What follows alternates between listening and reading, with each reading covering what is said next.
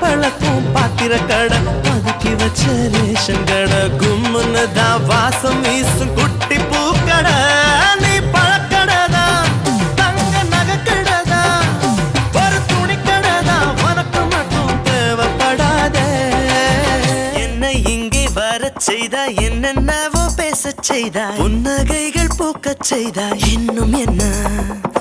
அருகினில் அமர்ந்தென்னை